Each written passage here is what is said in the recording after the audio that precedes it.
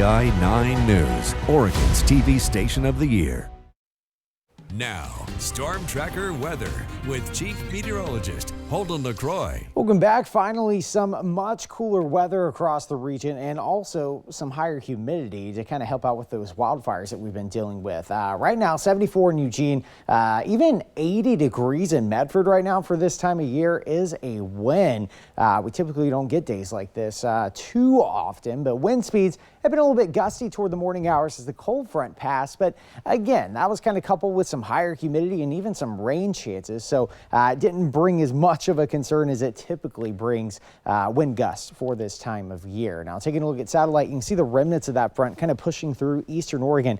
Produced some isolated thunderstorms this afternoon. Again, it was kind of some drizzle and mist for the Willamette Valley, but out toward the east, you kind of get that bubbling up of the atmosphere, and that created some thunderstorms there. Still hanging on to quite the bit of cloud cover across the Willamette Valley, especially out toward the Coast Range, making your way out toward Mapleton, a little bit clearer as you make your way down toward Canyonville. But man, the cold front that passed is actually connected to a frontal boundary that's extending across the entire United States. Again, this doesn't happen too often, but it does at times. And again, it's just a reminder that all of our weather is connected, especially more so than others today. Now, temperature wise, 7 o'clock tonight, still sitting in the mid 70s across the region. Starting to get a little bit of clearing out toward the Coast Range, but watch as we head into the late night hours, kind of see a resurgence of that marine layer by 7 o'clock in the morning, getting down to maybe 54, 56 degrees tonight. So definitely another night to kind of open up the windows and cool things off, because tomorrow is not going to be as cool as what we have today. Watch by 12 o'clock, already up to the high temperature today in Eugene.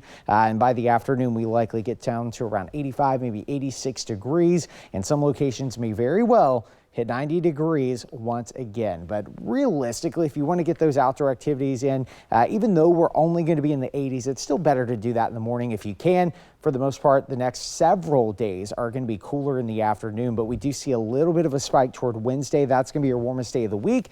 The rest of the weekend, we're actually kind of hovering between above, below average. In fact, the high temperature for this time of year for the Willamette Valley is usually around 87, and we're actually going to be below average heading into portions of the weekend. It's all a culprit of a upper level trough. Again, kind of a pooling of cool air coming out of Canada. It remains in place. High pressure tries to build back in, and we are going to likely see a return of that heat, but notice we're right on the edge of that high pressure system, so we're not talking about any oppressive heat anytime soon. Here's your 7-day for the coast.